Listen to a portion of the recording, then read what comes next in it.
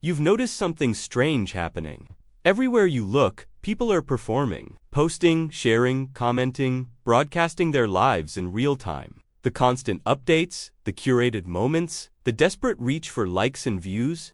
And somewhere in the middle of all this noise, you started to feel it. A deep, uncomfortable boredom, not with the content itself, but with the entire game. The performance exhausts you. The attention-seeking repulses you. You find yourself pulling back, becoming quieter, less present in the digital circus. And here's what terrifies you. You worry that by stepping back, you're becoming invisible. That by refusing to play the game, you're choosing irrelevance. That your silence means you're disappearing. You watch others thrive on the constant feed of validation. You see how the algorithm rewards those who never stop broadcasting, never stop reaching, never stop performing their existence for an audience. And you ask yourself, am I broken? Have I lost the capacity to engage? Is there something wrong with me that I can't summon the energy to care about this anymore? You feel the weight of your own withdrawal, like you're becoming a ghost in a world that only recognizes those who shout loudest. You wonder if your boredom with attention-seeking is actually fear. Fear of being forgotten. Fear of not mattering. Fear that without constant performance, you simply cease to exist in any meaningful way. But what if I told you that this boredom, this exhaustion with the performance, this deep fatigue with attention-seeking, is not a failure of engagement, but the emergence of something far more powerful?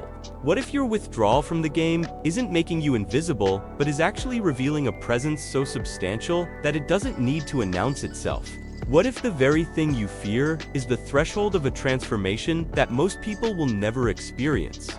The world told you that presence requires performance.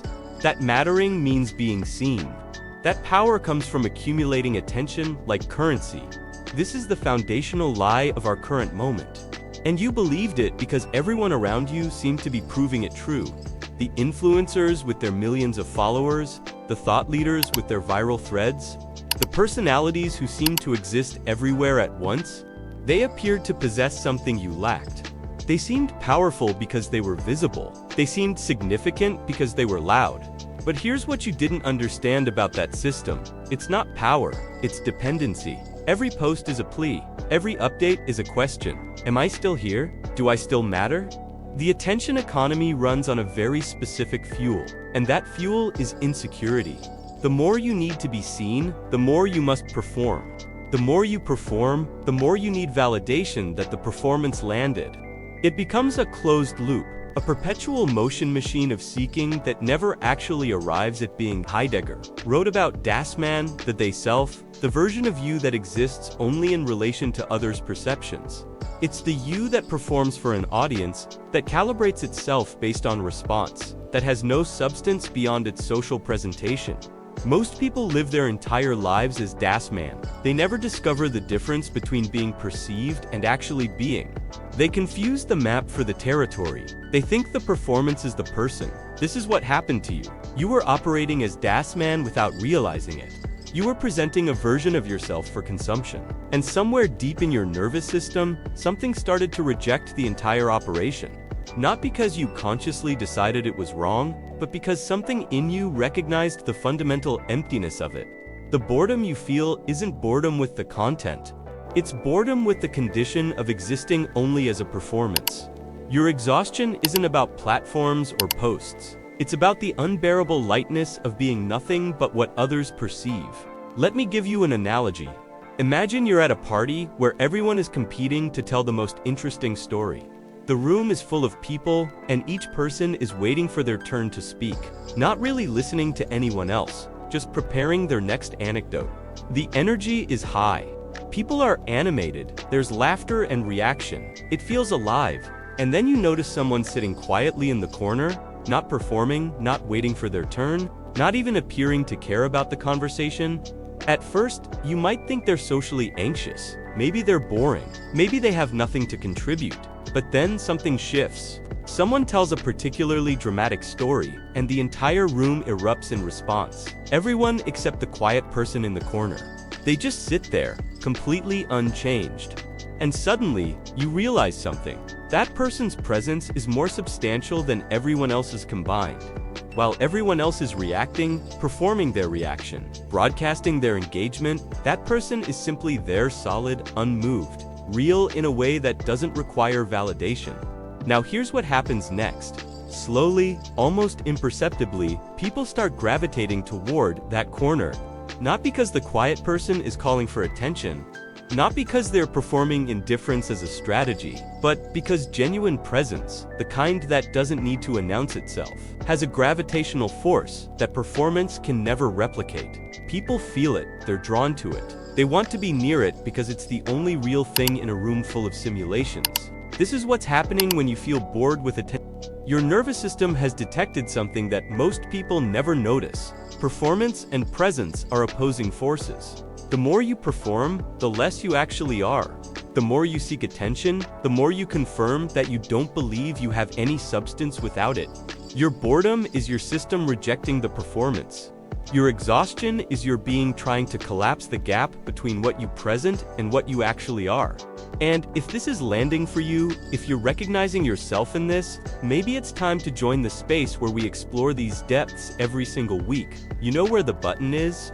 Now, most people respond to this boredom in exactly the wrong way. They interpret their exhaustion with performance as a need to perform better, to find a new angle, to develop a more authentic personal brand, to curate their disinterest as a new form of interest. They think the solution is to outperform the performers by performing non-performance. It's like trying to cure insomnia by trying harder to fall asleep. The effort itself perpetuates the problem. You see this everywhere. The influencer who posts about how they're taking a break from social media while posting about taking a break, the thought leader who writes threads about the importance of silence, the personality who performs authenticity as their differentiating factor. It's performance all the way down. And it fails because it's still operating within the same paradigm. The belief that mattering requires being seen. This creates a specific kind of trap. The more you try to escape the attention economy by broadcasting your escape, the more deeply you're embedded in it. You become dependent on attention to validate your independence from attention. You need an audience to witness your withdrawal from audiences. It's a perfect bind. And the reason it feels so inescapable is because you're still operating from the same foundational assumption that presence equals visibility. But here's what's required, and I must warn you, it will sound too simple, almost disappointing in its directness. What's required is not a strategic withdrawal, not a performed authenticity, not a curated silence. What's required is the actual dissolution of the need to be perceived at all, not as a technique, not as a position you take, but as a fundamental reorientation of how you exist in relation to others. There's a term from Zen Buddhism, mushin or no mind. It refers to a state of consciousness that doesn't fixate, doesn't grasp, doesn't perform even for itself. It's not empty in the sense of vacant. It's empty in the sense of unconditioned. Not reacting from habit or need or the desperate requirement for validation. When you operate from mushin, you stop asking, how am I being perceived? Because the question itself has become irrelevant. You're not performing you're not strategically withdrawing. You've simply stopped participating in the economy where presence is measured by attention. This state has specific characteristics. First, you become substantially less reactive. When someone posts something designed to provoke engagement, you notice it, but you don't feel the pull to respond. Not because you're suppressing the urge, but because the urge doesn't arise. The hook finds nothing to catch on. Second, your own impulse to share, to update, to broadcast diminishes naturally. Not because you've decided it's bad or wrong, but because the motivation for it, which was always the need for validation, has quieted. Third, and this is the strangest part, you start noticing how much energy you have. Energy that was previously spent maintaining your performance, calibrating your presentation, managing others' perceptions. That energy is suddenly available for actual engagement with reality. People who reach this state describe it similarly. It's not that they become hermits or that they stop engaging with others, it's that their engagement stops being transactional. They're no longer relating to others as potential sources of validation. They're no longer performing themselves for consumption. They're simply present, solid, real, in a way that doesn't require confirmation. And paradoxically, this is when they become most magnetic. Not because they're trying to be magnetic, but because genuine presence, the kind that doesn't need anything from you, is the rarest thing in a world of performers. Now, I must warn you about something. You might think this sounds rather dull. You might imagine that a life without performance, without the dopamine hits of likes and comments and shares, without the validation of being seen, would be boring, flat, gray. You might worry that you'd lose your edge, your relevance, your connection to the world. And I want to validate that concern because it's real. The attention economy has conditioned you to believe that intensity equals significance, that stimulation equals aliveness, that being talked about equals mattering. But here's what you must understand, that intensity is unsustainable. The human nervous system cannot maintain the constant arousal required by the attention economy. You've already felt this, the exhaustion, the boredom, the deep fatigue with the entire game. That's not weakness. That's your system trying to save itself from burnout. The attention economy demands constant performance, and constant performance is neurologically impossible. You can do it for a while, but eventually, something breaks. Usually, it's your sense of who you actually are beneath the performance. And if you're still here, you already know this isn't surface-level content. Subscribe if you want to keep going deeper. Let me tell you about someone I knew. They were exceptionally good at the game. Social media presence across multiple platforms, tens of thousands of followers, regular engagement, viral posts, the whole apparatus. They'd built an entire identity around being visible, and they were genuinely talented at it. The content was good, the engagement was real, but slowly, over the course of about a year, they started to feel something shifting. It wasn't dramatic, it was subtle. Just a growing sense that the person everyone was responding to wasn't actually them. It was a performance that had become so consistent, so polished, that it had replaced the person performing it. They tried to fix it by being more authentic, more raw, more vulnerable, but even the vulnerability was a performance. Even the rawness was curated. They posted about their struggles with performing, and people engaged with the performance of struggle.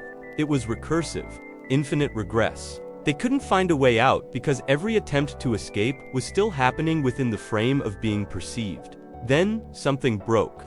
Not dramatically, just a quiet internal collapse. They stopped posting, not as a statement, not as a strategy. They just stopped because they couldn't find the energy to maintain the performance anymore. The first week was terrifying. Silence feels like death when you've equated existence with visibility. But then something strange happened. Nothing. No catastrophic loss of relevance. No erasure from memory. Just silence. And in that silence, they started to notice something they'd forgotten existed. The direct experience of being alive without an audience. They started going for walks without documenting them, having conversations without crafting them into content, experiencing moments without thinking about how to frame them for consumption, and gradually, over months, they rediscovered what it felt like to exist without performing existence. The boredom they'd felt with the attention economy was replaced by something they didn't have a word for. Not excitement, not stimulation, something quieter, more solid. Presence without the need for confirmation. Here's what changed for them. They didn't become a hermit. They didn't delete all their accounts or make a dramatic exit. They just stopped needing the validation. When they did engage, it was because they actually had something to say, not because they needed to maintain visibility.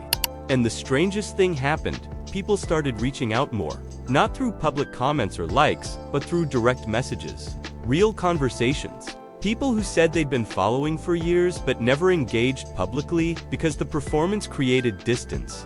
Now that the performance had stopped, the distance collapsed. What emerged was actual connection rather than parasocial relationship.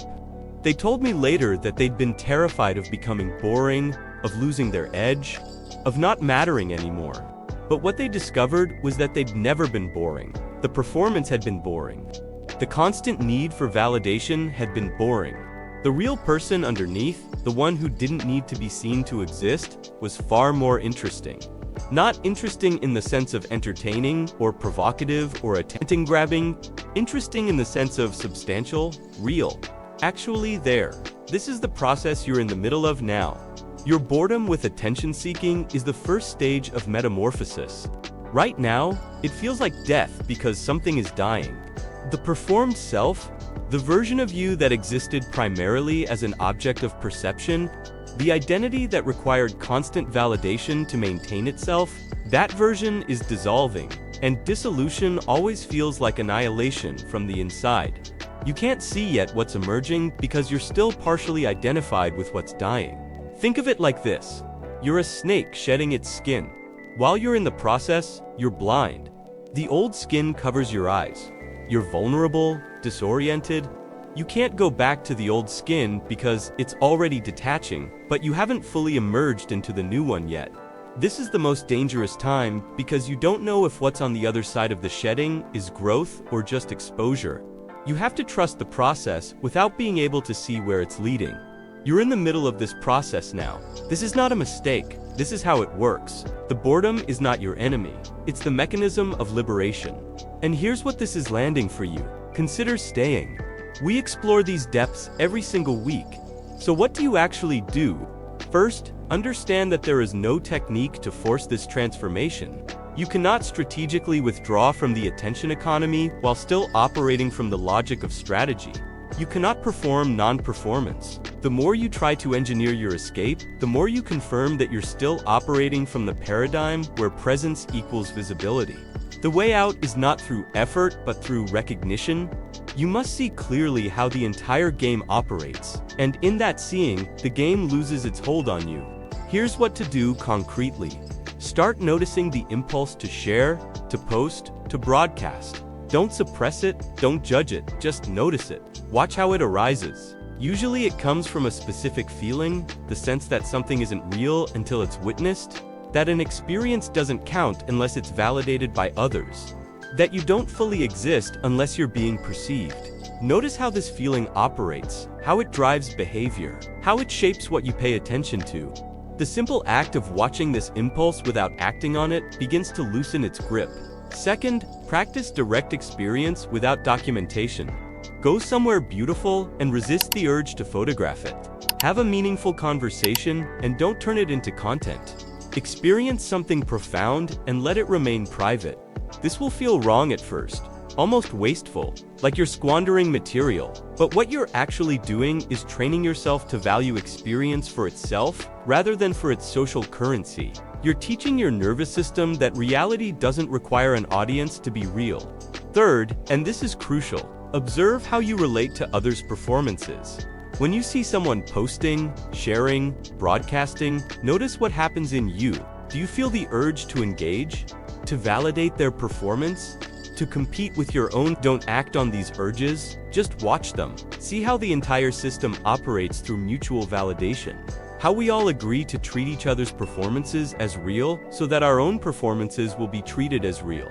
It's a collective hallucination, and you can only see it clearly from outside of it. Fourth, start distinguishing between connection and validation. Real connection doesn't require an audience. It happens in private, indirect relationship, in moments that aren't performed. Validation, on the other hand, requires witnesses. It needs to be public, documented, confirmed by others. Most of what passes for connection in the attention economy is actually validation seeking disguised as connection. When you start making this distinction clearly, you'll realize how little actual connection happens in public performance and how much more of it becomes possible in private presence. Now, here's what to stop doing. Stop checking metrics. Stop monitoring engagement. Stop calibrating your behavior based on response. This doesn't mean you never post or share. It means you stop using the response as a measure of worth. The algorithm is designed to addict you to feedback loops. Every time you check likes or comments or shares, you're reinforcing the neural pathway that equates visibility with value. Break the loop by stopping the checking. Post if you want to post, then close the app. Don't wait for validation. Don't monitor the response. Let it exist without needing to know how it landed. Stop performing vulnerability as a strategy for authenticity. Real vulnerability isn't broadcast, it's shared in specific relationships with specific people. When you perform vulnerability for an audience, you're not being vulnerable. You're weaponizing the appearance of vulnerability to gain sympathy and engagement. True vulnerability means risking rejection without the safety net of public approval. It means showing someone who you actually are without performing, that showing for others to witness. Stop treating silence as something to fill. The attention economy has trained you to believe that silence equals irrelevance, that if you're not constantly broadcasting, you're disappearing. But silence is not emptiness. It's the ground of actual presence. When you stop filling every moment with performance, you create space for something more substantial to emerge. The solid, quiet presence that doesn't need to announce itself. The kind of existence that people feel rather than see. And here's the paradox that completes the picture. The less you seek attention, the more substantial your presence becomes. Not because non-seeking is a strategy for getting attention, but because presence and attention-seeking are inversely related. The more you need to be seen, the less there is to see. You're all performance, no substance. But when you stop needing validation, when you exist regardless of whether anyone's watching, you become real in a way that performance can never achieve. And reality, actual grounded presence, has a magnetic quality that no amount of strategic visibility can replicate. People feel it when someone isn't performing. They might not be able to articulate what they're feeling, but they recognize it.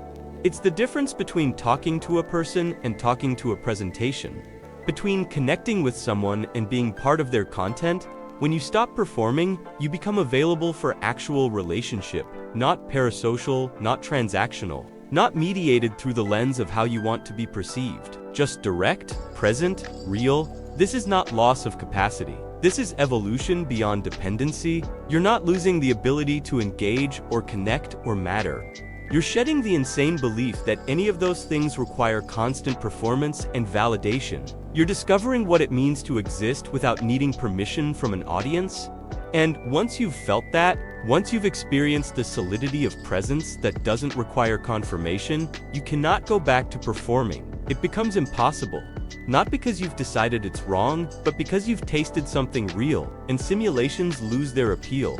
The thing that always was there, underneath the performance, is simply this. You exist regardless of whether anyone notices. Your presence doesn't depend on perception.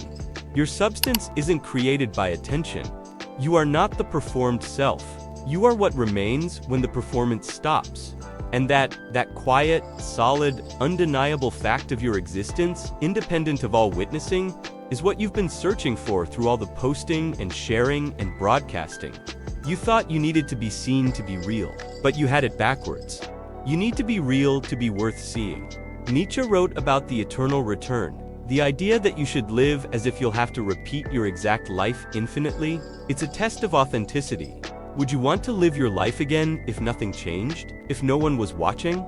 If there were no likes, no comments, no validation at all? The attention economy fails this test completely. Remove the audience and the performance collapses because there's nothing underneath. But genuine presence passes the test. You would still exist. You would still matter. You would still be real, even if no one ever saw you again. This is what's emerging in you now. The realization that you exist independent of performance, that your value doesn't come from visibility, that presence is not something you achieve through strategy, but something you reveal by dropping the strategy entirely. It feels like becoming invisible because you're so conditioned to equate existence with being seen. But what's actually happening is that you're becoming visible for the first time. Not as a performed self, not as a curated presentation, but as what you actually are underneath all of that. And here's the extraordinary thing that most people never discover: the quiet ones. The ones who stopped performing. The ones who exist without needing an audience. Those are the people everyone remembers. Not because they were loud or visible or constantly present, but because they were real in a world of simulations. They had weight, substance, the kind of presence that doesn't announce itself, but that you feel the moment they enter a room. The kind of existence that doesn't need validation because it's not performing existence. It just is. You thought your boredom with attention-seeking was a problem to solve. You thought your exhaustion with performance meant something was wrong with you. You worried that by withdrawing, you were becoming irrelevant. But this whole time, you were actually undergoing the rarest transformation available to humans. The shift from needing to be seen to simply being, from Das Man to authentic self, from performance to presence. The void you feel when you stop performing isn't emptiness, it's the space where you actually exist. You've been so busy broadcasting yourself that you forgot what it feels like to just be. The boredom is your system recognizing that performance, no matter how successful, is not life. It's a simulation of life played for an audience. And you, whether you know it yet or not, are finished with simulations. You're already there. You're already in the state of genuine presence. You just haven't noticed because you're still looking for it in the wrong place. You think it's something you have to achieve, some state you have to reach through strategy and effort. But presence isn't something you do. It's what remains when you stop doing. When you stop performing, curating, broadcasting, validating. When you let all of that collapse, what's underneath is not nothing. It's everything. It's the solid, quiet, undeniable fact of your existence. The void was never empty.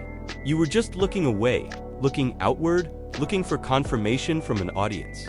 But now you're looking inward, and you're discovering what was always there, the presence that needs no audience because it is not a performance. The existence that requires no validation because it is not contingent on perception. The you that is real, regardless of who's watching. You stopped chasing attention, and you became the most powerful presence in the room. Not because you strategized your way there, but because you finally stopped pretending to be anything other than what you are. And what you are, without the performance, without the curation, without the desperate reach for validation, is more than enough. It always was. You just needed to stop performing long enough to notice.